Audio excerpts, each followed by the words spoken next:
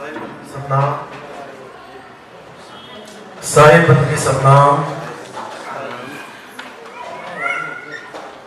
तो आज नेपाल काठमांडू में परमपिता परमात्मा के मूल ज्ञान का प्रचार होने जा रहा है। बहुत बड़े भाग होते हैं उन जीवों के जो अपने पूरे जीवन काल में एक बार भी इस मूल ज्ञान को सुन लेते हैं, और उससे भी बड़े भाग होते हैं उन जीवों के जो इस मूल ज्ञान को थोड़ा सा भी समझ पाते हैं। क्योंकि सुनना बहुत आसान है, आए बैठे 1 घंटा सुना चले गए, लेकिन इसको समझना बहुत मुश्किल है। ये उसी की समझ में आता है जिस पर परमात्मा दया करता है, जिस जीव पर उसकी अपार कृपा होती है। केवल वही समझ पाता है कि बात चल कहां की रही है, बताया क्या जा रहा है, समझाया क्या जा रहा है।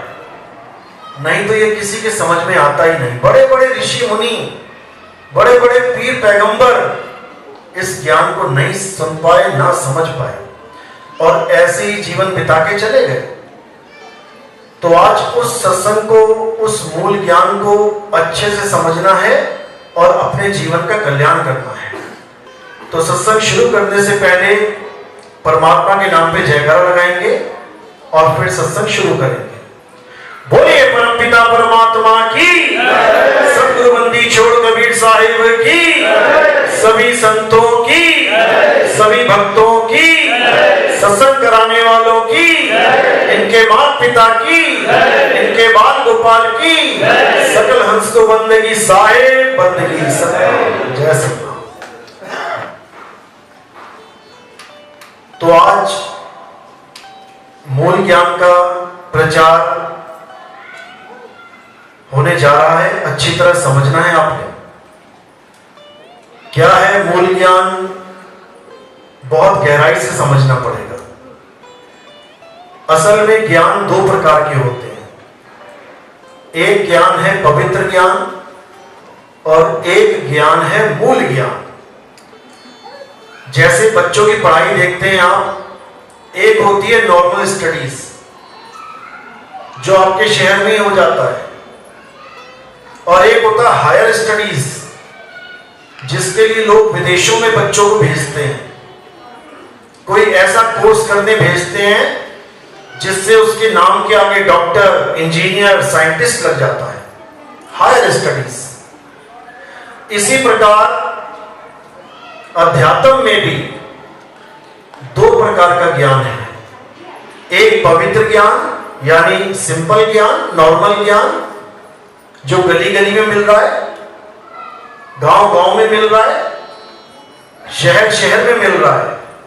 और एक है मूल ज्ञान जो पूरे युग में कभी कभी मिलता है, पूरा पूरा युग बीत जाता है, लेकिन ये मूल ज्ञान नहीं मिलता। तो आज इन दोनों में फर्क को अच्छी तरह समझना है। पवित्र ज्ञान क्या होता है?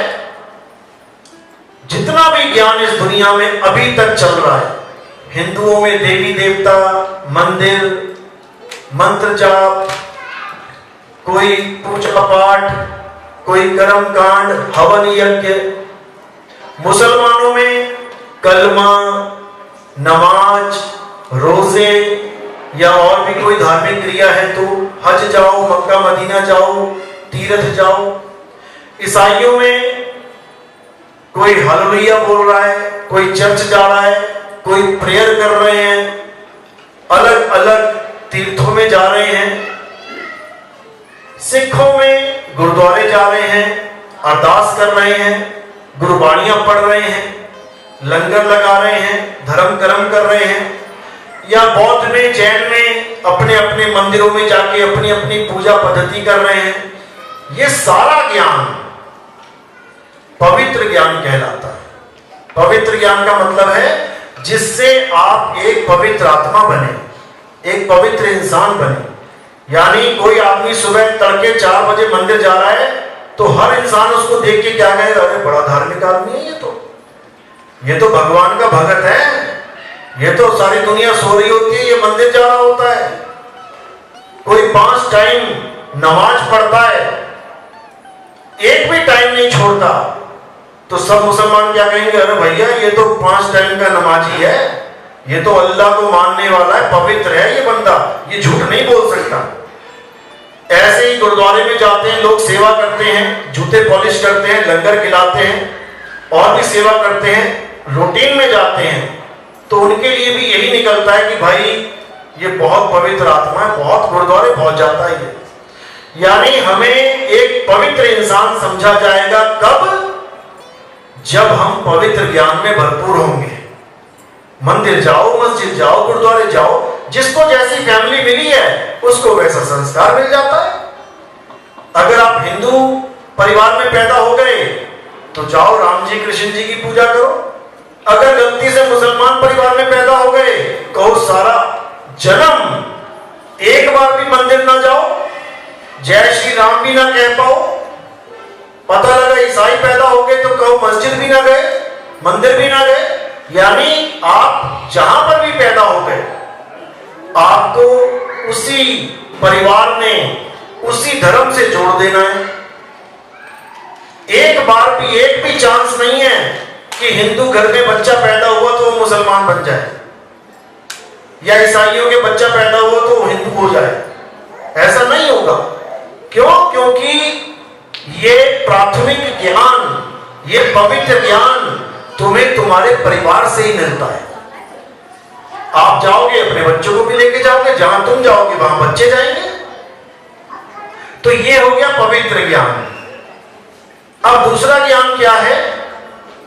दूसरा ज्ञान है मूल ज्ञान, हायर स्टडीज, जिसको कहते हैं ऊंची पढ़ाई करने गया है जी। अब वो क्या है? मूल ज्ञान में ना तो हिंदू, ना मुस्लिम, ना सिख, ना ईसाई, ना बौद्ध, ना जैन, किसी के भी पूजा पाठ की विधि को नहीं पढ़ाया जाता। समझो बात को। जैसे आप कॉलेज तक पढ़ गए, जब आप डिग्री कॉलेज में गए, कॉलेज से भी आगे, तो आपको पुरानी कोई भी पढ़ाई नहीं पढ़ाई जाती, खत्म, उसका रोल वहीं तक है।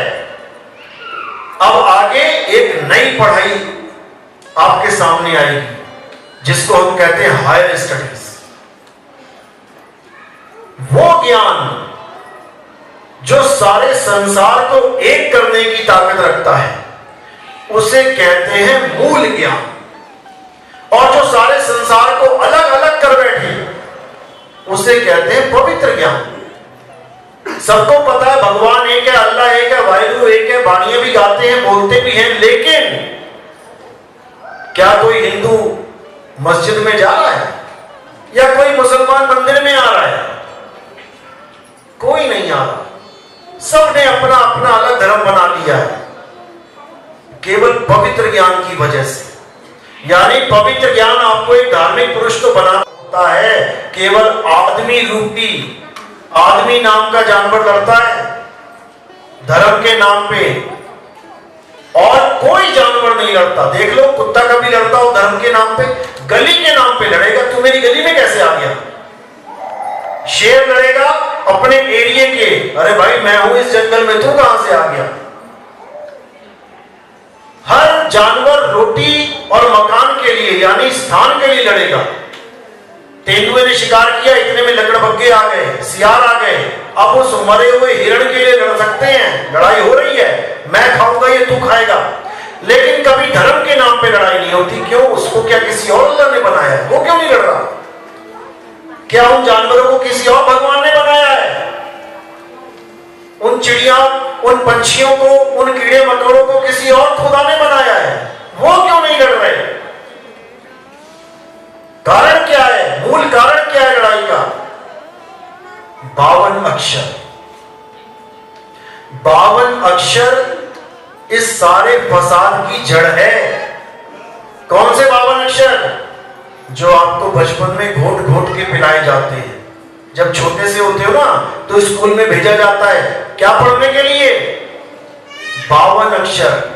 बच्चों बोलो अ आ इ ई उ ऊ का खा गा घ, ये सब गिनोगे तो 52 अक्षर होते हैं। ये यहीं से बीज पड़ जाता है झगड़ों का। ये 52 अक्षर ही असली फसाद है झगड़े का। कैसे? जैसे आपको प्यास लगी है और आप हिंदू हो लेकिन घूम अमेरिका में रहे हो, तो जैसे प्यास लगी आप दुकान पे गए, अब आपने वहां बोला पानी, तो वो समझेगा नहीं, वो कहेगा व्हाट पानी।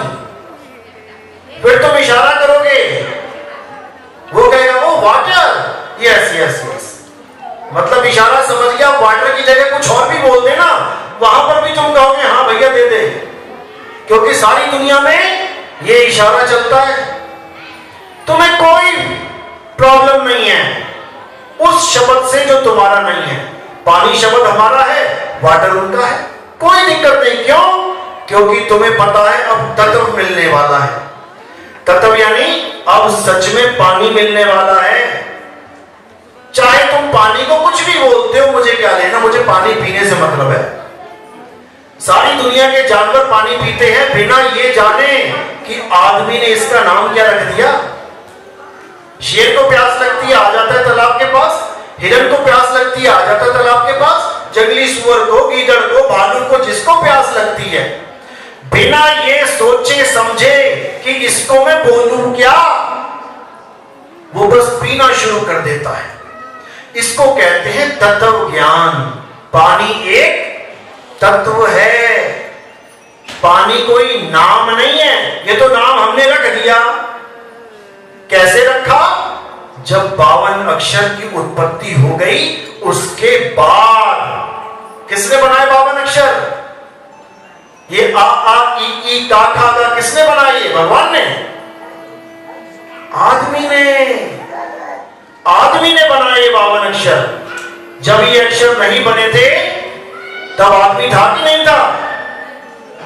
था।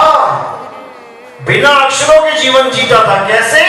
जैसे कुत्ता जीता है, गाय जीती है, चिड़िया जीती है, चींटी, चींटे, मकोड़े, कीड़े सब जी रहे हैं बिना अक्षरों के। ऐसे इंसान भी जीता था, जिसको हम आदि मानव कहते हैं। आदि मानव यानी ना कोई कपड़े, ना कोई ऑफिस, ना कोई घर, ना कोई भाषा, बस जी रहा है एक जानवर की तरह। धीरे धीरे धीरे उसने खोज करी। पहली खोज क्या थी आदि मानव की? क्या खोजा उसने सबसे पहले? बुर्ज खलीफा। क्या खोजा? आग। सबसे पहली खोज किसी वैज्ञानिक ने नहीं करी थी, आदि मानव ने करी थी। सबसे बड़ा वैज्ञानिक आदि मानव है, जिसने बिना किसी किताब के खोज लिया। तो जब उसने आग खोजी तब उसको समझ में आया कि 5वां तत्व भी है। नहीं तो पहले वो 4 तत्वों में जीता था। पता है ना आपको 5 तत्व कौन से हैं? आकाश, वायु, धरती, जल और आग। ये आग एक खोज है, ये 5वां तत्व एक खोज है। आदि मानव ने इसको खोजा। जैसे ही आग को खोजा, अब उसका जीवन ही बदल गया। अब जानवर उसके द्वारा खोजी गई आग से ही डर के भाग रहे थे, नहीं तो पहले लड़ते थे आके। अब उसने समझ लिया कि इन जानवरों को डरा के मैं राजा बन सकता हूं, और उसने आग का भरपूर फायदा उठाया। मांस पकाने के लिए भी आग का यूज हुआ। धीरे धीरे धीरे उसने आगे और भी खोजें करी, चक्का बनाया, टायर बनाया, और आगे विस्तार हुआ। उसने चित्र बनाए। आज भी देखोगे गुफाओं पे चित्र बने हुए हैं, एक दूसरे को संकेत देने के लिए कि यहां पे शेर है आसपास, तो शेर बना दिया। यहां कोई बड़ा अजगर है तो अजगर बना दिया। यानी चित्रों के द्वारा अपनी बातों को जाहिर करना सीखा। उसके बाद उसके बाद कुछ ज्ञानी पुरुषों ने अक्षरों की खोज करी, यानी मुंह से निकलने वाली जितनी भी आवाजें हैं उनको लिपिबद्ध कर दिया। पहली आवाज निकली आ, तो उसको बना दिया आ, ऐसे बनाएंगे आ। उसके बाद ई, तो ई बना दिया, ऊ तो ऊ बना दिया। उसके बाद अपनी पूरी कम्युनिटी को सिखा दिया, जब भी मैं कहूंगा आ तो ये लिखना है तुमने, मैं कहूंगा ई तो ये लिखना है। वही आज बच्चों को सिखाया जाता है, लिखो बेटा अनार। बच्चा एक एक शब्द पकड़ता है, आ तो आ लिख दिया, ना तो ना लिख दिया, रा तो रा लिख दिया। ऐसे ही धीरे धीरे करते करते करते बच्चा पीएचडी कर लेता है इन्हीं अक्षरों से। इन्हीं अक्षरों के द्वारा वो बच्चा डॉक्टर बन जाता है, साइंटिस्ट बन जाता है। तो हमारे जीवन में जब ये अक्षर आ जाते हैं उसके बाद क्या होता है, सारे संसार में जो भी चीज दिखाई देती है उसका एक नाम रख देते हैं। कुछ भी दिखा, पेड़ पौधे पत्थर हवा आसमान, जो भी लगा जो भी महसूस हुआ उसका एक नाम रख लिया। अच्छी बात है। इतने मसाले हैं, अगर तुम्हें कोई काली मिर्च या लौंग इलायची चाहिए हो और तुम्हारे मुंह में जबान ना हो तो तुम दुकान पे जाके इलायची मांग नहीं सकते। समझा समझा के थक जाओगे, क्या चाहिए वो दे नहीं पाएगा क्योंकि इतनी सारी वैरायटी है। लेकिन तुम्हारे पास अक्षर हैं तो जाती तुमने कहा भैया हींग दे दो, भैया इलायची दे दो, 50 आइटम में से केवल इलायची उठा के ले आएगा। वो कितना आसान हो गया काम, कितना आसान हो गया इन 52 अक्षरों की वजह से हमारा जीवन। नहीं तो जितनी चीजें हैं उतने इशारे कर करके थक जाओगे, सामान लेके नहीं आ पाओगे। इतनी बड़ी दुकानें हैं, इतना कुछ पड़ा है, क्या इशारा करोगे। तो ये 52 अक्षर इस 3 लोग के काम के लिए तो बहुत अच्छे हैं, लेकिन प्रॉब्लम अब शुरू होती है। अगर यहां तक 52 अक्षर रहे तो कोई दिक्कत नहीं है, बहुत अच्छा जीवन है, बहुत सुखमयी जीवन है, आसान जीवन है।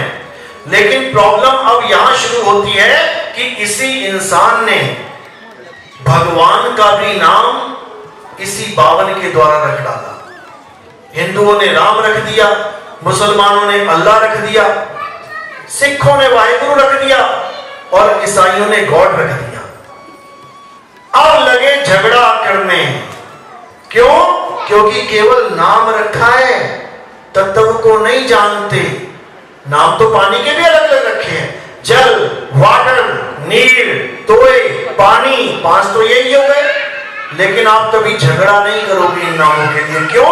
क्योंकि आपको तत्व का पता है कि सामने वाला पानी बोल रहा है तब भी ये है, जल बोल रहा है तब भी ये है, वाटर बोल रहा है तब भी ये है। कोई झगड़ा नहीं, क्योंकि तत्व का ज्ञान है आपको। लेकिन जब कोई बोलता है राम तो मुसलमान कहता है नहीं अल्लाह। जब मुसलमान कहता है अल्लाह तो ईसाई कहता है नहीं गॉड। और जब ईसाई बोलता है गॉड तब सिख बोलता है ना ना ना ना वाहिगुरु अकाल पुरख। बस यही झगड़ा है, यही झगड़ा है, क्योंकि वो तत्व को नहीं जानते। राम वाले को ये नहीं पता कि राम क्या है, गॉड वाले को ये नहीं पता कि गॉड क्या है, वाहिगुरु वाले को ये नहीं पता कि वाहिगुरु क्या है, खुदा वाले को ये नहीं पता कि खुदा क्या है। लेकिन अपने अपने नामों को पकड़ के बैठे हैं। बोल जय श्री राम, बोल जय श्री राम, मारूंगा वरना, तू बोल अल्लाह अकबर।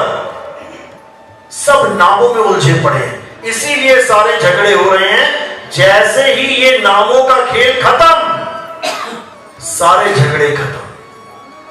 यानी ये 52 अक्षर बनने के बाद ही सारे नाम बने हैं। अगर ये 52 अक्षर हटा दो तो राम का रा कहां से लेके आओगे? क्योंकि या रा ला वा शा ये पूरी लाइन हट जाएगी।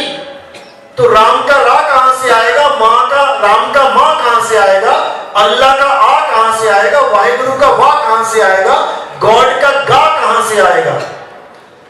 ये सारा झगड़ा केवल 52 अक्षर का है। इसीलिए कबीर साहब समझा रहे हैं वाणी में कि 52 अक्षर जीव आधारा आदि अक्षर जी ब्या से न्यारा, वाही को सत सिमरण कहिए और सिमर सिमर नर उतरो पारा। कि 52 अक्षर जीव आधारा, अगर इंसान की जीव ना होती, सबकी जीव ना होती, कौन सा नाम जप रहे होते? आज तो तुम्हारी जीव है तो गुरुजी ने दे दिया नाम, जपो बेटा, राधे राधे राधे राधे राधे राधे, राम राम राम राम, अल्लाह अल्लाह, वाहिगुरु वाहिगुरु। सब इस जीव की वजह से चल रहा है। गूंगे को नाम देके दिखाओ, करे राधे राधे, करे राम राम। बहरे को नाम देके दिखाओ, तुम्हारा मंत्री भी सुनाई देगा उसको, कैसे दोगे? तो क्या मंत्र नहीं होगा तो क्या भगवान नहीं होगा? पानी का नाम नहीं होगा तो क्या पानी नहीं होगा? इसको समझना है। नाम बाद में रखे गए हैं, तत्व पहले से विद्यमान है। जो हम कहते हैं ना सत्य सनातन, ये कोई देवी देवताओं का धर्म नहीं है कि कोई सोचे सनातन धर्म में देवी देवताओं की पूजा होती है। बिल्कुल नहीं होती। सत्य सनातन धर्म में तत्व की पूजा होती है। तत्व की। कौन से तत्व की? गीता पढ़ो हे अर्जुन। इस दुनिया में 2 प्रकार के तत्व हैं, एक असत तत्व, एक सत तत्व। हे अर्जुन, असत तत्व वो है जो पैदा होता है और जिसका नाश हो जाता है, जो बनता है और बिगड़ जाता है, जो पल पल बदलता है, वो असत्य है। यानी ये काया असत्य है। जब हम पैदा हुए तो कितने बड़े थे? इतने से धीरे धीरे धीरे धीरे देखो कहां पहुंच गया शरीर। जब पैदा हुए छोटे से थे, नरम बड़ी खाल थी हमारी बच्चों की तरह। देखो धीरे धीरे जवान हुए, उसके बाद बूढ़े हो गए, सारी चर्बी लटक गई, बाल सफेद हो गए, मुंह में दांत नहीं बचे। यानी ये शरीर बदल रहा है। तो ये भी तत्व, लेकिन असत्य तत्व है। असत्य। राम जी पैदा हुए छोटे से थे, धीरे धीरे बड़े हुए, बालकाल आया, उसके बाद जवान हो गए, शरीर बदल रहा है, इसलिए असत्य तत्व है। कृष्ण जी पैदा हुए, नदी पार करवाई गई यमुना, पिताजी टोकरी पे लेके गए उनको, धीरे धीरे कृष्ण जी बड़े हुए, बड़े हो रहे, यानी तत्व बदल रहा है, असत्य तत्व है।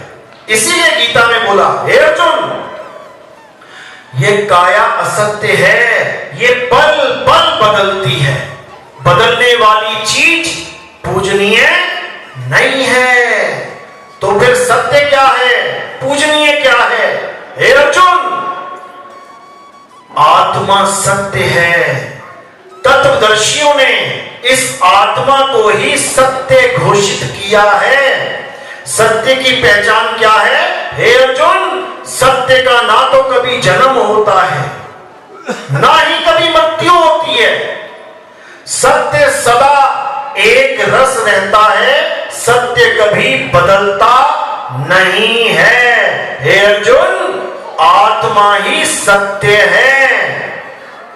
ये आत्मा ही सनातन है, जो हमारा धर्म है, सनातन धर्म। वो आत्म देव का धर्म है। हमारा देव, सनातनियों का देव, सनातनियों का पूजनीय कौन है? जो कभी पैदा नहीं होता, जिसका कभी नाश नहीं होता, जिसको शस्त्र काट नहीं सकता, जिसको अग्नि जला नहीं सकती, जिसको वायु सुखा नहीं सकती, जिसको जल भिगो नहीं सकता, वो है हम सनातनियों का देव। और जिसके पैर में तीर लग जाए, जिसके पैर में तीर लग जाए, किसके पैर में तीर लगा था? कृष्ण जी के। जिसके पैर में तीर लग जाए, वो शरीर पूजनीय नहीं रह जाता। समझ लो, ये कृष्ण जी स्वयं कह रहे हैं कि आत्मा को शस्त्र छू नहीं सकता, लेकिन उनके पैर को छू लिया। उनके पैर को कैसे छू लिया? क्यों? क्योंकि वो उनका शरीर है, वो नहीं है। पैर में तीर लगा तो किसकी मृत्यु हुई? कृष्ण जी की। कृष्ण जी मर गए, शरीर की। कृष्ण जी के तीर नहीं लग सकता। क्यों? हे अर्जुन, तू और मैं ये पंच भौतिक शरीर नहीं है। तू और हम आत्मा हैं। आत्मा इस शरीर के ना होने पर भी, इस शरीर के खत्म हो जाने पर भी, इस शरीर की मृत्यु हो जाने पर भी तुम्हारी और हमारी मृत्यु नहीं होती। बिल्कुल क्लियर है, गीता में पढ़ोगे समझ में आएगा। तो गीता में जो तत्व ज्ञान है, उसी तत्व ज्ञान को प्राप्त करने के लिए तत्वदर्शी संत के पास जाने का संदेश दिया है।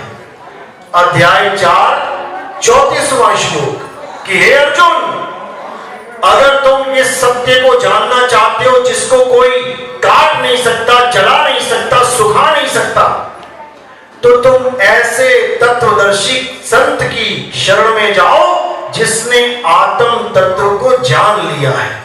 वही तुम्हें तुम्हारे तत्व का दर्शन करा सकता है, बोध करा सकता है। एक बार बोध हो जाने पर तुम कभी अज्ञान को प्राप्त नहीं होगे। यानी अगर एक बार तुम्हें पता लग गया कि तुम आत्मा हो, उसके बाद लाख बार भी कोई कह देना तुम्हें कि तुम शरीर हो, यानी तुम आदमी हो या औरत हो, तुम मान नहीं सकते।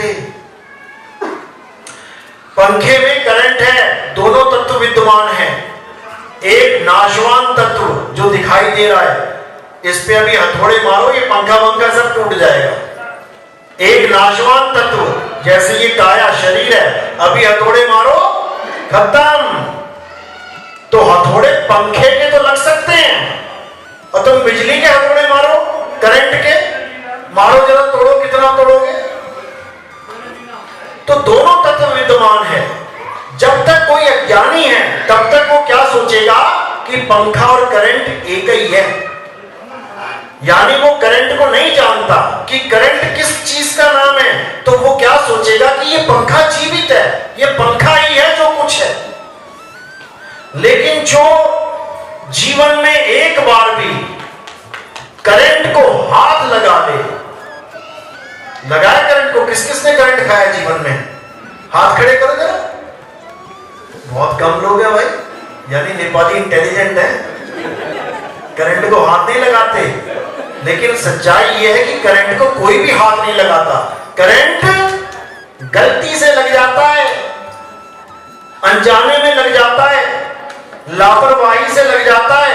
कभी कोई करंट की तार में हाथ नहीं लगाता। लेकिन जिसको लग जाता है एक बार, करंट है तो चलेगा, नहीं है तो नहीं चलेगा। इसी प्रकार यह शरीर है, इसका करंट क्या है? आत्मा।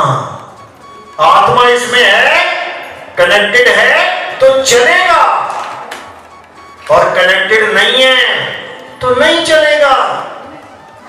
इसी को समझना है। तो ये आत्मा किसके पास है? हिंदुओं के पास है या मुसलमानों के पास भी है? अच्छा, सबके पास है। क्या बात है, बहुत बढ़िया, इतना तो पता है। अब ये जो आत्मा सबके पास है, इसी आत्मा का नाम है रमता राम। एक राम है दशरथ वाले, समझो। अब इसी आत्मा का पर्यायवाची नाम है रमता राम। जो दशरथ जी वाले राम है वो केवल हिंदुओं के फेवरेट है। मुसलमान ना मानता उनको, ईसाई ना पूजता उनको, सिख ना मानता उनको, नहीं मानते भाई।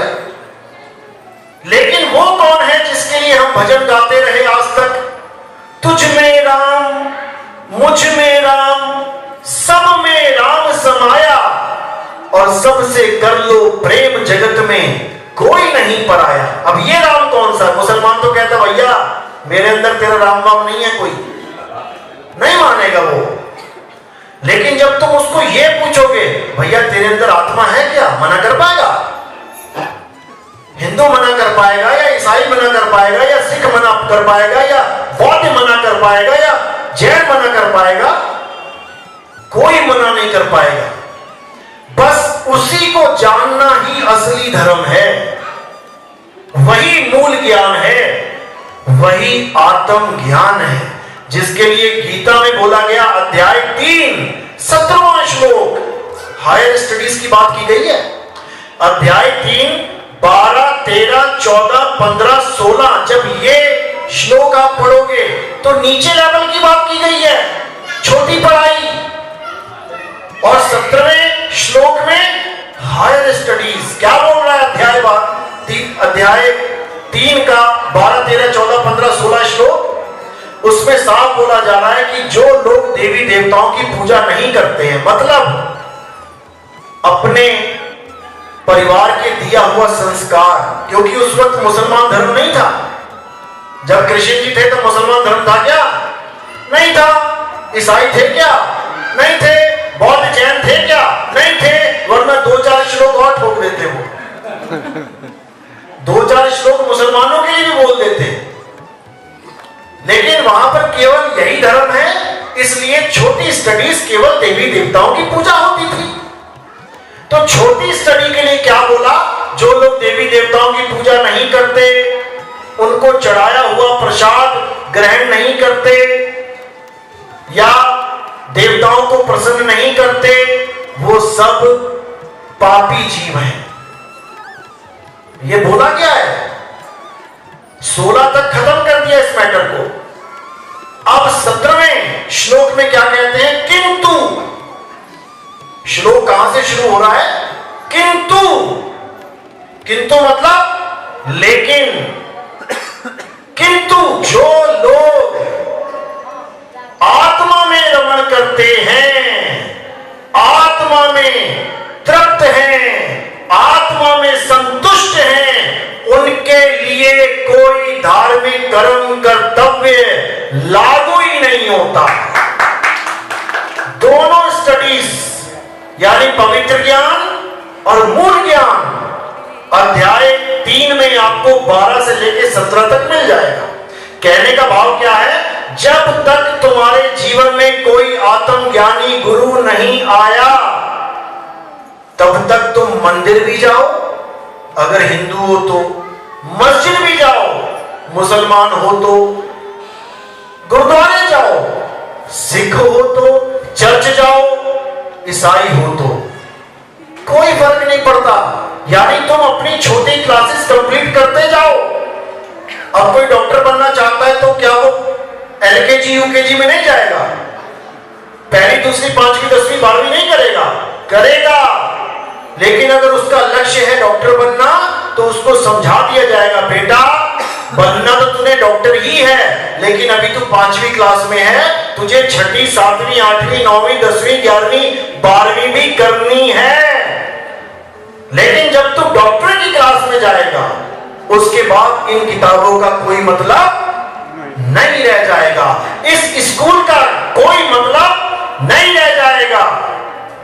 बच्चा 10वीं पास हो जाए, 11वीं में चला जाए, दोबारा कभी क्या 10वीं की क्लास में बैठेंगे जाके? कौन कौन गया दोबारा बैठने?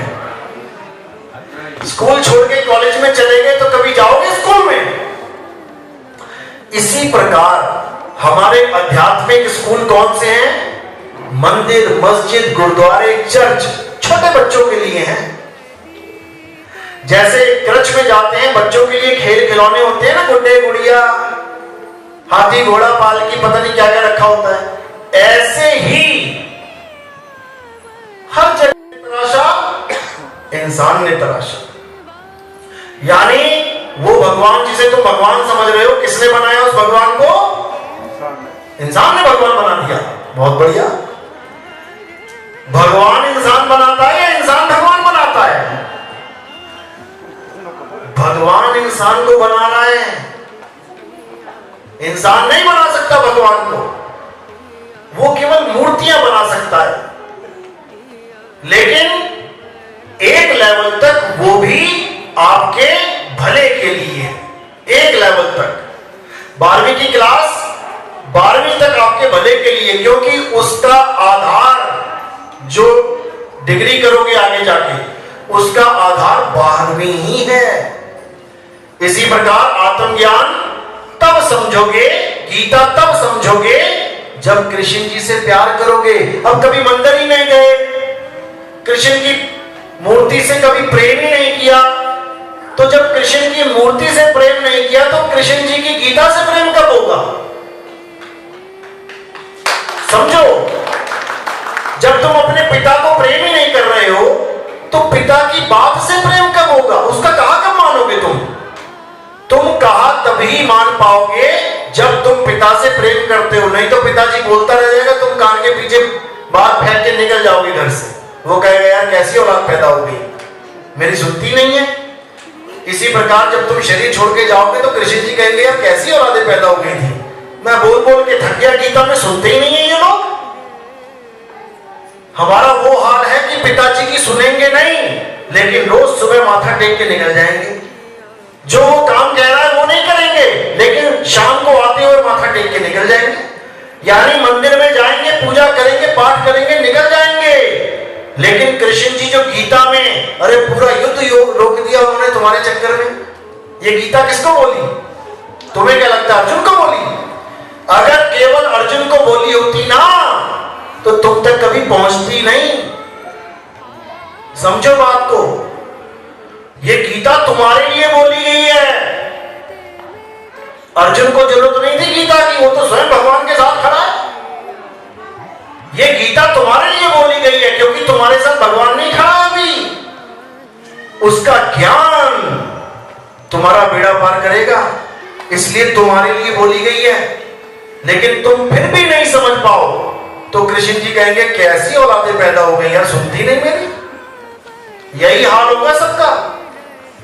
तो इसीलिए बार बार यही समझाया जा रहा है कि आत्मज्ञान बिना नर भटके, कभी काबा कभी काशी। आत्मज्ञान, बड़े बड़े संत बैठे हुए हैं आज आत्मज्ञान कर रहे हैं। तो कबीर साहब कह रहे हैं, कबीर आत्मज्ञान का पड़ा नगर में शोर, और पूछो कैसी आत्मा तो देते दांत निपोड़। हंस के बता देंगे, बात को घुमा देंगे, लेकिन आत्मा तो कोई नहीं बता पाएगा आत्मा कैसी होती है। आत्मा नाम तो सुना है ना नेपाल भाइयों ने, नेपालियों ने। आत्मा किस किस ने सुना? आप खड़े करो जरा। आत्मा लगभग सबने सुना होगा, सबने। ऐसा एक भी नहीं होगा जिसने आत्मा का नाम नहीं सुना। तो जब आप यहां पर आए हैं तो अपनी अपनी आत्मा साथ लेके आए हैं, किसी के घर में तो नहीं छूट गई? पक्का लेके आए हो? अपना मोबाइल लायो, पर्स लायो, घड़ी लायो, जूते लायो, सबके अलग अलग है। अभी ढेर लगा दे, अपनी अपनी पहचान लोगे। मेरी चप्पल ये वाली है, यार एक नहीं मिल रही। ले गया लग रहा कोई, एक नहीं ले जाएगा, टेंशन ना लो, ले जाएगा, दोनों ही ले जाएगा। तो सब अपनी अपनी चीजें पहचानते हैं। क्यों? क्योंकि तुम्हारे साथ रहती है वो चीज हमेशा। मोबाइल हमेशा साथ रहता है, कपड़े हमेशा साथ हैं, इसलिए पहचान लेते हो। आत्मा भी तुम्हारे साथ ही है। लेकिन क्या तुमने आज तक आत्मा को पहचाना कि मैं किसको आत्मा बोलूं? आत्मा है क्या? क्या है आत्मा? इसी का ज्ञान गुरु के द्वारा होता है। गुरु तुम्हें यह समझाता है कि आत्मा को प्राप्त कैसे किया जाए, जो तुम्हारे पास है। आत्मा को सर्वव्यापी बोला जाता है। सर्वव्यापी मतलब जो हर जगह व्याप्त है। अब लोग हर जगह को क्या समझ लेते हैं? कुर्सी, मेज, पत्थर। वो सोचते हैं हर जगह, मिट्टी में भी है, खा ले थोड़ी सी, फिर मिट्टी मिल जाएगा परमात्मा। फिर घर से परमात्मा को झाड़ू लगा के बाहर क्यों करते हो? अगर मिट्टी में परमात्मा है तो रोज झाड़ू क्यों लगा रहे हो? आने दो ना, सर्वव्यापी का मतलब होता है तुम कहीं भी चले जाओ, तुम चाहे हवाई जहाज में बैठ के आसमान में उड़ जाओ, तुम चाहे जमीन के नीचे चले जाओ, तुम चाहे मंगल ग्रह पे चले जाओ, तुम कहीं भी चले जाओ, आत्मा हमेशा तुम्हारे साथ है। सर्वव्यापी, हर जगह तुम्हारे साथ है। बिना आत्मा के तुम कहीं जा ही नहीं सकते। घर से आ रहे थे ना, अगर आत्मा तुम्हारे शरीर का साथ छोड़ देती, पहुंच जाते यहां पे, कोई ना पहुंच पाता।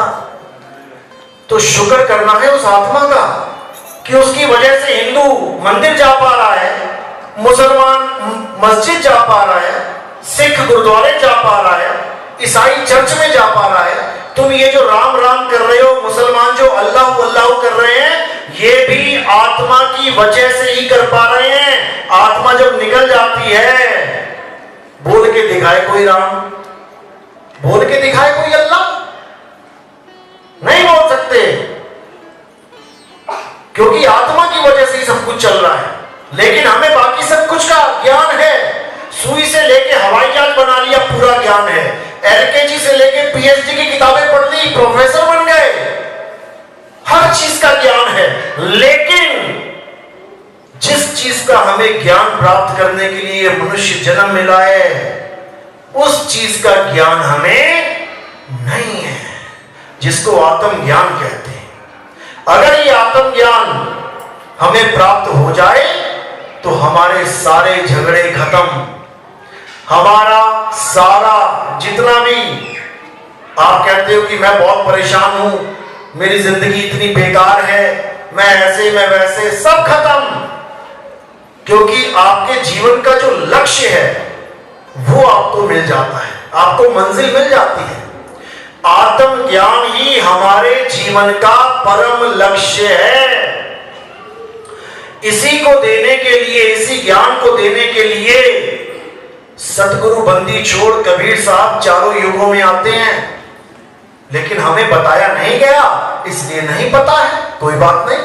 अब सुन लो, सतयुग में सत सुकृत नाम से आते हैं, त्रेता में मुनिंद्र के नाम से आते हैं, द्वापर में करुणामय के नाम से आते हैं, और कलयुग में कबीर के नाम से आते हैं। चारों युगों में वो आत्म ज्ञान का प्रचार प्रसार करते हैं, लेकिन वो कभी किसी धर्म को एक्सेप्ट नहीं करते। उनको किसी ने पूछा, भैया आप हिंदू हो कि मुसलमान? क्योंकि उस वक्त हिंदू मुसलमान ही होते थे। तो कबीर साहब ने क्या बोला? हिंदू कहो तो हूं नहीं, मुसलमान भी नहीं, और पांच तत्व का पूतरा गैबी खेले माही। कहते भाई मैं हिंदू नहीं हूं, क्यों? क्योंकि हिंदू वो होता है जो हिंदू देवी देवताओं की पूजा करता है। और गीता क्या कह रही है? अध्याय 7 23वां श्लोक, हे अर्जुन, जो लोग देवी देवताओं की पूजा करते हैं वो अल्प बुद्धि लोग हैं। अल्प बुद्धि मतलब क्या होता है? इंटेलिजेंट है, हाँ, लिटिल नॉलेज, यानी कि दुर्बुद्धि नहीं बोला या खत्म बुद्धि भी नहीं बोला कि बुद्धि है ही नहीं। अल्प बुद्धि यानी बुद्धि तो है, तभी तो पूजा कर रहा है, लेकिन पूर्ण जागृति, पूर्ण विवेक नहीं है। जैसे छोटा सा बच्चा है, स्टूडेंट है, और एक पीएचडी में पढ़ाई कर रहा है, वो भी स्टूडेंट है। अब दोनों का मुकाबला करवा दोगे क्या? दोनों स्टूडेंट हैं, दोनों का मुकाबला नहीं हो सकता। इसी प्रकार देवी देवताओं का पुजारी वो भी एक स्टूडेंट है, और आत्म ज्ञान की पाठशाला में पढ़ने वाला भी सनातनी वो भी एक स्टूडेंट है। लेकिन दोनों का कोई मुकाबला नहीं हो सकता। क्यों? एक कर रहा है देवी देवताओं की पूजा, जिसको हिंदू कहते हैं, और दूसरा सत्य को जान रहा है, तत्व को जान रहा है, जिसको सनातनी कहते हैं। तो अध्याय 7 23वां श्लोक यही समझा रहा है कि जो देवी देवताओं की पूजा करते हैं वो अल्प बुद्धि जीव हैं। हे अर्जुन, देवी देवताओं की पूजा करने वाले देवलोक को जाते हैं। देवलोक अच्छा स्थान है या बेकार है? कैसा लगता है सुनने में? अच्छा, सोच लो।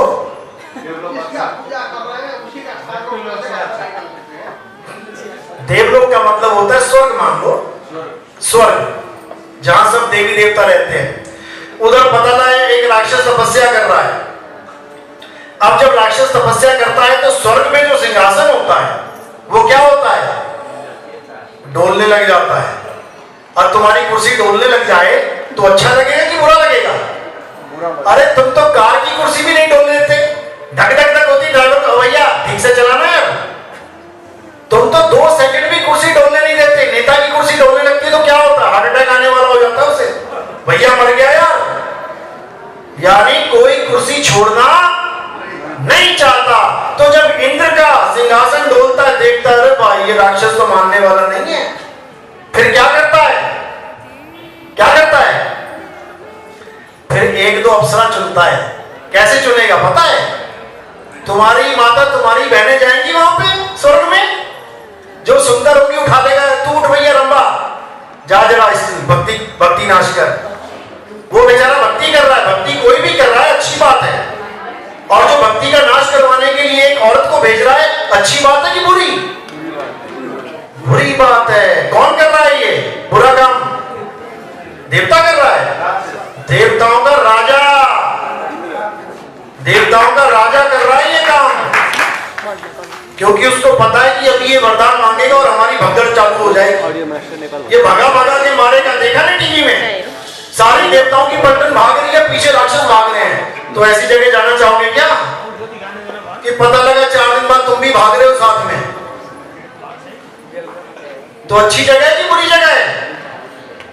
इसीलिए गीता में मना किया जा रहा है, हे अर्जुन, जो देवी देवताओं की पूजा करते हैं वो देवलोक को जाते हैं, जो पितरों की पूजा करते हैं वो पितरलोक को जाते हैं, जो भूत प्रेतों की पूजा करते हैं वो भूतों के यहां जन्म लेते। इन तीनों अज्ञानियों में से कोई भी मेरे परम धाम को नहीं जा सकता। बिल्कुल क्लियर। लेकिन किसी के समझ में ही नहीं आ रहा। गीता बांचने वाले, 7-7 दिन गीता का पाठ पढ़ाने वालों को नहीं समझ में आ रहा ये लिखा क्या है। जो मैं बोल रहा हूं आज तक कभी सुना आपने किसी गीता करने वाले के मुंह से?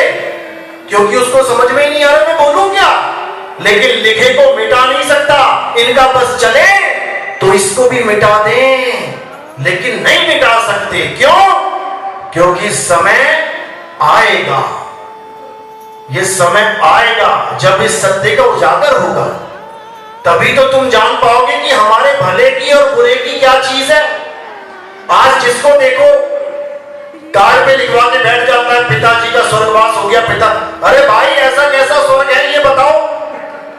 आज तक किसी का पिता कभी नरक में गया ही नहीं। एक भी कार्ड दिखा दो जिसपे लिखा हो मेरा दादा शराबी था, मेरा दादा लड़ाकू था, मेरा दादा पूरी फुल गालियां देता था लोगों को, चोरी भी करता था, डकैती भी करता था, उसका नरकवास हो गया। दिखा दो कोई कार्ड ऐसा है तो। मतलब तुमने स्वर्ग को ऐसा समझ लिया कि जो मर गया चल स्वर्ग, जो मर गया चल स्वर्ग। तो नरक किसके लिए बना है भाई? समझो बात को। और पंडित जी बैठ के बता रहा है, पंडित को भी पता है ये गांव का सबसे बेकार आदमी था, मंदिर की भी मूर्तियां चोरी करके ले गया, उसका भी कार्ड देख के कह रहा है हाँ भैया स्वर्ग को गया है। अरे सच बोलने की ताकत तो रखो यार, सच बोलने की ताकत रखो कि ये आदमी पक्का नरक में गया होगा, लेकिन वहां पर दान चंदा नहीं मिलेगा। फिर कहो दौड़ा दौड़ा के मारे तुम्हें। इसलिए सत्य गया भाड़ में, भैया असत्य से दुकान चल रही है, चलती रही, इससे ज्यादा कुछ नहीं है।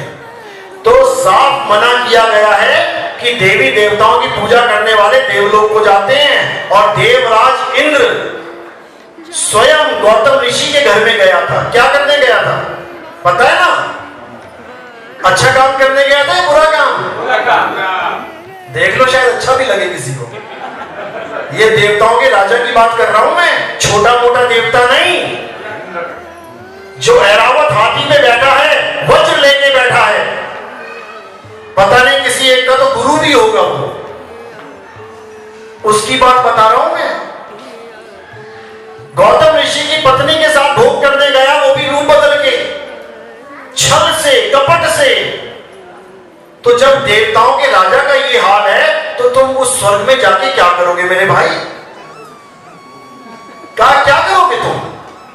जो राजा कर रहा है वही प्रजा करेगी।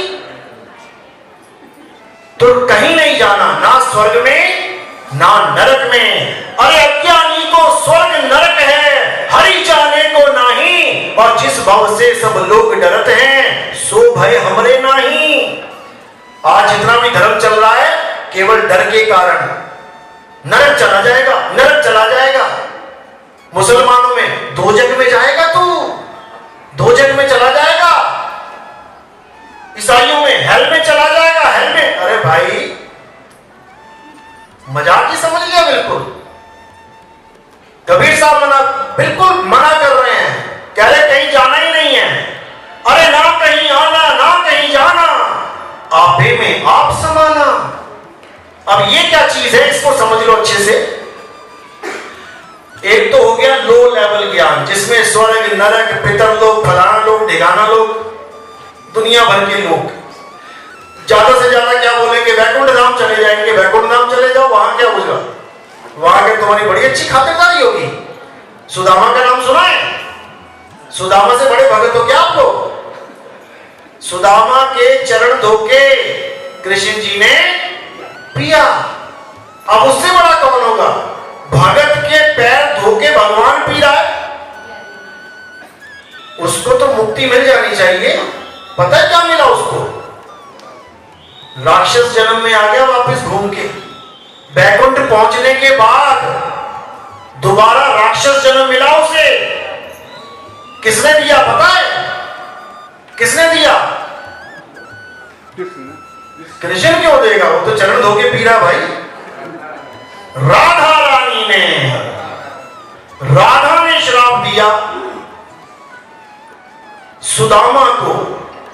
ये आपको कोई नहीं बताएगा कथा में, केवल आपको वहां भक्ति की दृढ़ता करवाएगा कि बस सुदामा बन जाओ, कृष्ण जी करो, राधा राधा करो। और ये नहीं बताना कि फिर आगे राक्षसी बन जाओ।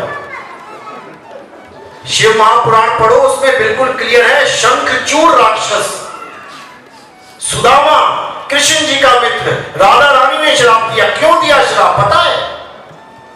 क्योंकि यही नहीं पता वो राक्षस बना, तो कारण क्या पता होगा? क्योंकि आपको कोई बताएगा ही नहीं। आपको कौन बताएगा? स्वाध्याय। जब तुम खुद अपने धार्मिक ग्रंथों को पढ़ोगे तब तुम्हें ऐसी ऐसी छुपी हुई बातें पता लगेंगी जो ये लोग नहीं बताते। क्योंकि उसके बाद सवाल जवाब शुरू हो जाएंगे और उन सवालों के जवाब इनके पास नहीं है। उसके बाद धंधा पानी खत्म होने लग जाएगा। इसलिए इन चीजों को किनारे ही रहने दो, किनारे रहने दो। तुम जाओ भाड़ में, तुम कहीं जाओ, राक्षस बनो या किन्नर बनो या कुछ भी बनो, हमारी दुकान चलती रहे। लेकिन ऐसा अब नहीं होगा। अब एक एक रास खोला जाएगा। रास लीला जो कृष्ण जी करते थे, रास लीला का नाम सुना है? रास लीला अच्छी चीज है कि बुरी चीज है? हाँ बिल्कुल, समझना है इसको। यहां पे रासलीला की सबको समझ में आता है कि भाई ठीक है रासलीला कर रहे हैं। बैकुंठ में रासलीला की तो अच्छी होगी बुरी हो गई? जब यहां पर अच्छी है तो वहां पर भी अच्छी है। लेकिन इसी रासलीला के चक्कर में राधा रानी ने कृष्ण जी को श्राप दे दिया, क्योंकि वो रासलीला राधा रानी के साथ नहीं किसी और के साथ चल रही थी, इसलिए श्राप दे दिया। लेकिन रासलीला तो कृष्ण जी कर रहे हैं, सुदामा को श्राप क्यों दे दिया भाई? करे कोई भरे कोई। सुदामा क्या कर रहे थे उस वक्त? सब ग्वालों के साथ दरवाजे पे खड़े होकर पहरा दे रहे थे। जैसे कोई किसी से मिलने जाता है ना तो दोस्त को कहता भाई देखते रहियो, कोई आ जाए तो बेल मार देना। बस वही राक्षस योनि में जा। तो शंखचूड़ नाम का राक्षस सुदामा ही था, जिसकी शिव जी के साथ जंग हुई और फिर उसका संहार हुआ। तो कहने का मतलब कि बैकुंठ लोग भी कोई रहने लायक नहीं है, पता नहीं कब राधा रानी का दिमाग समझ जाए, पता नहीं कब तुम्हें नीचे भेज दे। रहने की लायक कौन सी है जगह, अच्छी तरह समझ लो, केवल और केवल आत्मा। आत्मा ही वो जगह है जहां पे तुम रहो तो सेफ हो। अब सोचो कि आत्मा में कैसे रहेंगे। अभी कहां रह रहे हो, अभी तुम कहां रह रहे हो, शरीर में। अभी तुम शरीर में रह रहे हो। एक दिन शरीर खाली करके चले जाओगे, तुम्हारे घर वाले कहेंगे पापा तो चले गए, मम्मी तो चली गई, शरीर यहीं पड़ा है, लेकिन तुम्हें क्या कहेंगे, चली गई। तो अभी तुम रह रहे हो शरीर में, और तब कहां रहोगे, तब रहोगे आत्मा में। यानी सारे संसार से अपने ध्यान को हटा के अपनी आत्मा में स्थित हो जाना, स्थिर हो जाना। जैसे कछुआ पानी से निकला, गांव में चलता चलता चलता आगे बढ़ा, दूर से कुत्ता भागा आया एकदम। अब कछुआ क्या करेगा, कुत्ते से तेज भागेगा, अब वो कहां जाएगा, खुद में। यानी उसे अब किसी की जरूरत नहीं है, वो कछुआ खुद में समा गया। अब कुत्ता क्या करेगा, सूंघेगा चारों तरफ घूम के, लेकिन उसको मार नहीं सकता। इसी प्रकार जब तुम्हारा अंत समय आएगा, जब तुम्हारे शरीर का अंत होगा, तब तुमने क्या करना है, तुमने सारे संसार से अपने ध्यान को हटा के अपनी आत्मा में स्थित हो जाना है, अपनी आत्मा में रमण करना है। इसी को अध्याय 3 17वें श्लोक में कृष्ण जी ने समझाया है। हे अर्जुन, जो अपनी आत्मा में रमण करते हैं, जो अपनी आत्मा में तृप्त हैं, जो अपनी आत्मा में संतुष्ट हैं, उनके लिए कोई धार्मिक कर्म कर्तव्य लागू ही नहीं होता। समझ लो, कहीं नहीं जाना, अंत समय को संभालना है। एक ऋषि था, सारी उम्र उसने क्या किया, नाम जपा, राधे राधे राधे, और दुनिया भर के जो भी नाम थे, हरे कृष्णा कुछ भी जपा। बूढ़ा हो गया जपते जपते। कहां जाना चाहिए उसको, स्वर्ग में कि नरक में, अपने आत्मा में। हाँ, वो तो बात की बात है, अभी तो मंत्र जप रहा है ना वो। आत्मा में तो तब जाएगा भाई जब वो आत्मज्ञानी होगा। सारी उम्र नाम जपा उसने, भगवान के नाम जपा, बूढ़ा हो गया, मरने वाली हालत। पता नहीं कहां से एक हिरण का बच्चा आ गया उसके आश्रम में, उसने पाल लिया। अच्छा किया या बुरा, अच्छा किया। जानवरों से प्रेम करो, खूब घास खिलाता, खूब पानी पिलाता, रक्षा करता, कोई जानवर इसको नुकसान ना करे, पूरा सेफ्टी गार्ड बना दिया, समझ लो अपने आप को। अच्छा किया या बुरा किया, अच्छा किया। अब एक दिन बैठा हुआ था भजन में, नाम जप रहा था, हिरण के बच्चे को बांधा हुआ था आश्रम के बाहर, घास दे रखी थी खाने को। अच्छा किया या बुरा किया, अच्छा किया। अब एकदम प्राण निकलने लगे, समय आ गया। जैसी समय आया तो उसको याद आने लगा कि मैंने हिरण के बच्चे को बांध रखा है, घास भी डली हुई है आगे, कितने दिन चलेगी, 1 दिन 2 दिन 3 दिन, उसके बाद बेचारा बंधा बंधा मर जाएगा। या कोई भेड़िया आ गया, चीता आ गया, शेर आ गया, मैंने इसको बांधा है, ये भाग भी नहीं पाएगा, अरे ये तो बड़ा अनर्थ हो गया। सोचने लगा उसके बारे में, अच्छा किया या बुरा किया, किसी के बारे में अच्छा सोचना, अच्छा किया। सोचते सोचते सोचते उसके प्राण निकल गए। तो अब कहां गया वो, भगवान के पास गया कि राक्षसों के पास गया, अब हिरण बन गया वो। अब वो हिरण का बच्चा बन गया और जंगल में शेरों के बीच में पैदा हो गया। अब अपनी जान बचाने के लिए भाग रहा है शेरों के आगे आगे, समझो।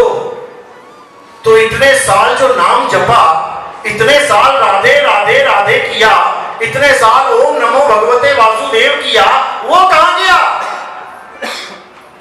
वो सब कहां चला गया? केवल एक क्षण की गलती अंत समय में जो करी, वो गलती सारे जन्म के पूजा पाठ पे, नाम जाप पे भारी पड़ गई। समझ रहे हो बात को? ये मेरी बनाई कहानियां नहीं है, ये भागवत महापुराण में आपको मिलेंगी, जो हमारे ग्रंथ हैं। तो करना क्या है, अच्छे से समझ लो। सारी उम्र नाम जपने के बाद भी अगर हिरण बनना है, वो तो चलो हिरण को याद करना था, तुम किसको याद कर रहे हो पता है? तुमने घर में कुत्ते पाल रखे हैं, याद रखना। और जब तुम्हारा शरीर छूटने लगेगा, तब तुम्हें कौन याद आएगा? कुत्ते ही याद आएंगे। अभी बीमार हो जाए ना, तो ले लेके घूमते हो हॉस्पिटल में। सुरता वही है, तुम भले 2 दिन ना नहाओ, लेकिन उसको पूरा शैम्पू से नहलाओगे बढ़िया करके। सुरता वही है। और अगर अंत समय में तुम्हें वो कुत्ता याद आ गया, तो मेरे भाई कुत्ता बनने की तैयारी कर लो, कोई बचाने वाला नहीं। तुम तो इतना नाम भी नहीं जपते जितना उस ऋषि ने जपा होगा। तो ना बच पाया वो, तुम कहां से बचोगे? अब करना क्या है? अब आत्मज्ञान को समझ लो कि आत्मज्ञान प्राप्त करके मुझे फायदा क्या होगा। फायदा भी तो कोई चीज है ना, कि अगर मैं आत्मज्ञान लूं तो क्यों लूं, कारण क्या है, मेरा बेनिफिट क्या है। अब ये समझ लो अच्छे से। आत्मज्ञान का मतलब ये होता है, जब आप आत्मज्ञान की क्लास में आ जाते हो, तब आपको सारा पिछला हिसाब किताब, सारी आपकी पिछली पढ़ाई साइड में करवा दी जाती है। जैसे ही आप 12वीं से आगे कॉलेज में गए, 12वीं तक आपका बैग भारी होता है, 12वीं तक आपका बैग होता है, 8-10 किताबें होती हैं। जब तुम कॉलेज में गए तो कितनी लेके जाते हो? कॉलेज में एक रजिस्टर होता है और एक पेन होता है। कोई भी लेक्चर आया उसी में लिख लिया, सारा बोझा खत्म। इसी प्रकार आत्मज्ञान में आने के बाद ये सारा बोझा खत्म। मंदिर, मस्जिद, गुरुद्वारे, चर्च, ये मंत्र, ये वो पूजा पाठ, हवन यज्ञ, सब खत्म। और केवल एक ही चीज पे कॉन्सेंट्रेट किया जाता है, आत्मा पे।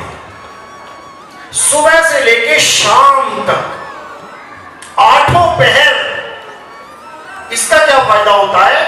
इसका फायदा यह होता है कि 24 घंटे में कभी भी आपके शरीर की मृत्यु होती है, तो आपका जहां ध्यान होता है, आप वहीं चले जाते हो। यह फायदा है इसका।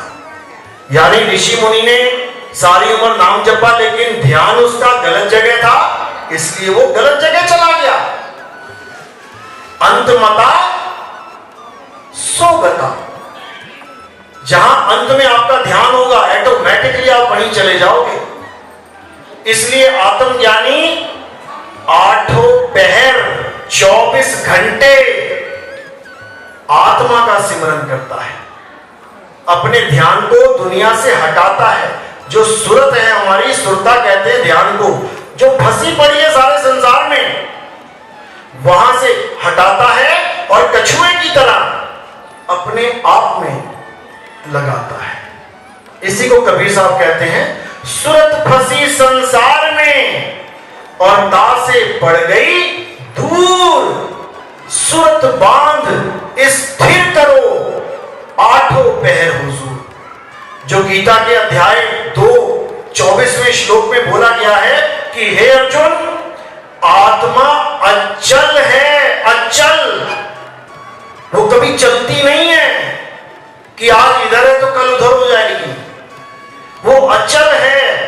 और अगर तुम उस आत्मा का ध्यान करोगे तो तुम भी अचल हो जाओगे। फिर ना तो तुम कोई स्वर्ग में जाओगे, ना तुम किसी नरक में जाओगे, ना तुम किसी ब्रह्मलोक में, शिवलोक में, गोलोक में, किसी लोक में नहीं जाओगे, क्योंकि हर लोक में धक्के हैं।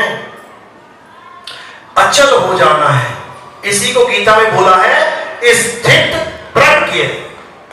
स्थित, यानी जो स्थित हो गया, अब उसको कोई हिला नहीं सकता। अगर यह अवस्था मिल गई तो समझ लो कि अब जन्म मरण का रोग सदा सदा के लिए खत्म, बार बार मां के गर्भ में आना खत्म, बिल्कुल खत्म। क्योंकि मां के गर्भ में आना ही बंधन है। अगर तुम गलती से भी मां के गर्भ में आ गए तो एक दिन बाहर निकलोगे, और बाहर निकल गए तो फिर मृत्यु का इंतजार करो, मौत आने वाली है।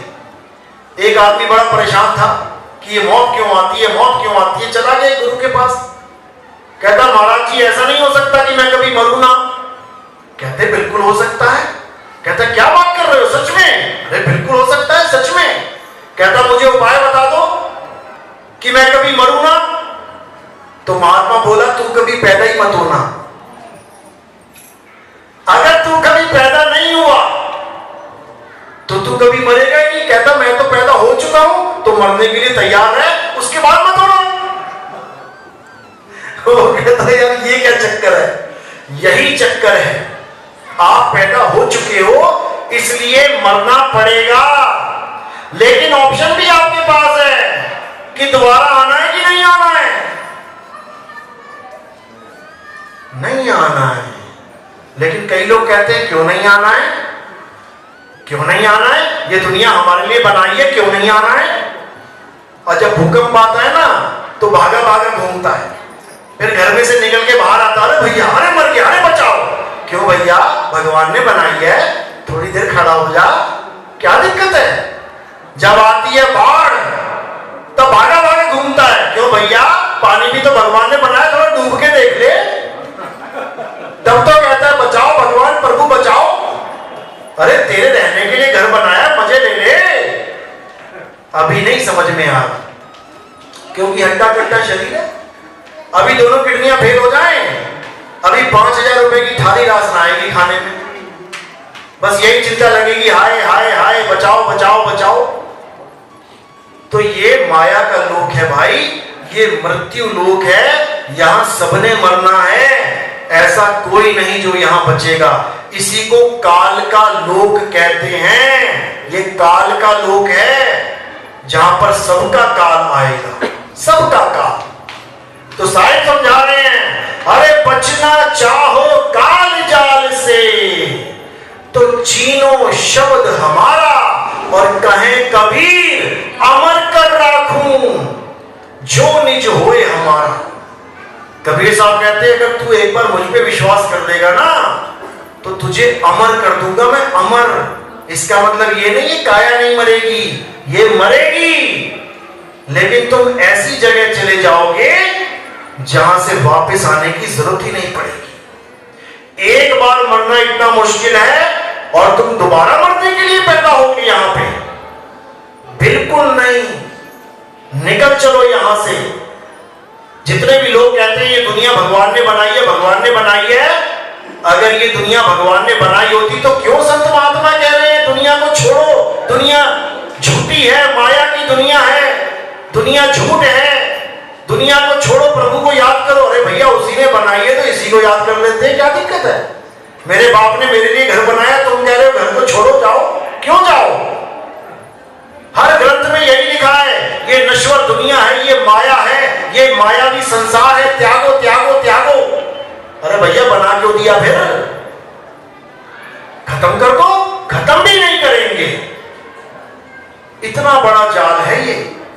तो कबीर साहब समझा रहे हैं, रहना नहीं देश बेगाना है, ये धरती कागज की पुड़िया, बूंद पड़े घुल जाना है, रहना नहीं देश बेगाना है। मेरा देश नहीं है ये हमारा देश नहीं है, ये तो हम इसमें आ गए हैं, इसलिए इसको अपना मान लिया। अब जिस भी माता के घर में हमने जन्म लिया, हमें वो माता अपनी लग रही है, लेकिन पिछले जन्मों में देखो, इतने जन्मों में इतनी माताओं को छोड़ते छोड़ते छोड़ते आज हम जिस माता को, जिस परिवार को अपना माने बैठे हैं, जैसी आपके प्राण निकले आप अगले परिवार में चले जाओगे। ये माता भूल जाओगे, ये पिता भूल जाओगे, ये परिवार खत्म। अब अगले परिवार में किसी और को मां कहना पड़ेगा, जाके किसी और को पिता बोलना पड़ेगा। तो सुखदेव ऋषि हुए हैं। सुखदेव का नाम सुना ऋषि जी का? सुखदेव ऋषि एक ऐसे ऋषि थे जो मां के गर्भ में कितने साल रहे? 12 साल। यानी विधि के विधान की क्लास लगा दी उन्होंने। कितने महीने रहता है बच्चा गर्भ में? 9 महीने। वो 12 साल तक गर्भ में रहे। कारण क्या था पता है? क्या कारण था? कारण ये था कि उनको पता था कि ये माया का लोक है। जैसे ही मैं गर्भ से बाहर निकलूंगा ये माया मुझे दबोच लेगी। अब 12 साल का बच्चा गर्भ में बैठा है। 12 गर्भ का मतलब ये नहीं कि वो छोटा सा ही निकलेगा। 9 महीने गर्भ में रहा तो 9 महीने का निकलेगा। अब 12 साल का रहा तो 12 साल का निकलेगा। वो निकलने का नाम नहीं ले रहा। तो ब्रह्मा विष्णु महेश गए गर्भ के अंदर। कहते हैं भाई निकलो बाहर, क्या हो गया, क्या दिक्कत हो गई? वो कहता महाराज तुम तीनों जो गुणों के प्रधान हो, रजोगुण सतोगुण तमोगुण, मुझे पता है जैसे ही मैं बाहर निकलूंगा तुम मेरे ऊपर अपने गुणों का जाल फेंक दोगे, ये त्रिगुणी माया फेंक दोगे। मैं नहीं निकलता, मैं यही भक्ति करके निकल जाऊंगा। वो कहते नहीं भाई निकलना तो पड़ेगा। तो वो कहता कि एक पल के लिए अगर आप अपनी माया रोकते हो, यानी गर्भ से निकलने के बाद मुझे केवल एक पल के लिए ये गर्भ याद रहना चाहिए, मात्र एक पल के लिए, तब तो मैं निकलूंगा, नहीं तो नहीं निकलता। तो उन्होंने कहा तथास्तु। अब जैसे ही वो निकला उसने दौड़ लगा दी जंगल की तरफ। अब मां और बाप कह रहे बेटा शक्ल तो दिखा जा, और वो क्या कह रहा है? कौन मां कौन बेटा, कौन बाप कौन बेटा? अरे चक्कर में पड़े हुए, पता नहीं कितनी बार मैं तेरा बाप हो लिया, कितनी बार तू मेरा बाप हो लिया, भागो यहां से। और जो एक कनेक्शन होता है नाभि वाला, माता के साथ जुड़ा होता है, उसको अपने हाथ से तोड़ रहा है, फेंक रहा है और जंगल में भाग गया। ये सुखदेव ऋषि हैं, तब भी मुक्त ना हो पाए। इतना कुछ करने के बाद भी मुक्त नहीं हो पाए। क्यों? आत्म ज्ञान नहीं मिला, मंत्र ज्ञान मिल गया, बैठ गए तपस्या करने। आत्म ज्ञान बहुत बड़े भाग हो आपके, तब मिलता है, याद रखना। जैसे कृष्ण जी कहते हैं गीता में, हे अर्जुन तुझसे पहले मैंने ये ज्ञान सूर्य को दिया था। तो अर्जुन कहता है महाराज हम और आप तो अभी आए हैं, सूर्य तो पता नहीं कब से है, आपने उसको ज्ञान कब दे दिया? तो कृष्ण जी ने कहा भाई तेरे और मेरे कई जन्म हो लिए, मुझे सब याद है, तू भूल चुका है। यानी जब मैंने सूर्य को ज्ञान दिया तो बहुत पुरानी बात है, लेकिन सोचने वाली बात यह है कि अगर सूर्य को ज्ञान दिया तो सूर्य की मुक्ति हो जानी चाहिए थी, लेकिन आज भी वही टंगा दिखाई दे रहा है आसमान में। जिसको आत्म ज्ञान हो जाता है वो मुक्त हो जाता है, लेकिन सूर्य आज भी आसमान में दिखाई दे रहा है। इसका मतलब ये प्रूफ होता है कि सूर्य को आत्म ज्ञान नहीं मिला, केवल ज्ञान मिला है, आत्म ज्ञान नहीं मिला। क्यों? क्योंकि आत्म ज्ञान केवल गीता का ज्ञान किसी को भी मिल सकता है, अभी पढ़ना शुरू कर लो, लेकिन आत्म ज्ञान तत्वदर्शी संत के पास जाके मिलता है, जो सत्य और असत्य तत्व दोनों तत्वों का निबेड़ा कर दे। उसके पास जाके मिलता है। तो नकली तत्व को कहते हैं तत्व और असली तत्व यानी आत्मा को कहते हैं नी तत्व, यानी तत्वों से परे। उसको नी तत्वदर्शी संत भी कहते हैं। तो इसको अच्छे से समझना है।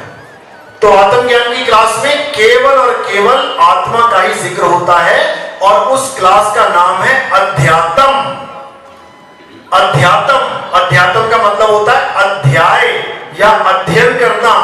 किसका? आत्म का। अध्यात्म। इसमें ना कोई देवी, ना कोई देवता, ना कोई कुरान, ना कोई इंजील, ना कोई चर्च, ना कोई गुरुद्वारा, कुछ नहीं। यानी सारी छोटी छोटी क्लासों से ऊपर उठ जाना। जब तुम डिग्री कॉलेज में पहुंच गए तो ना वहां पर ए फॉर एप्पल की किताब मिलेगी, ना वहां पे का से कबूतर वाली किताब मिलेगी, ना वहां पे अलिफ बे ते की किताब मिलेगी।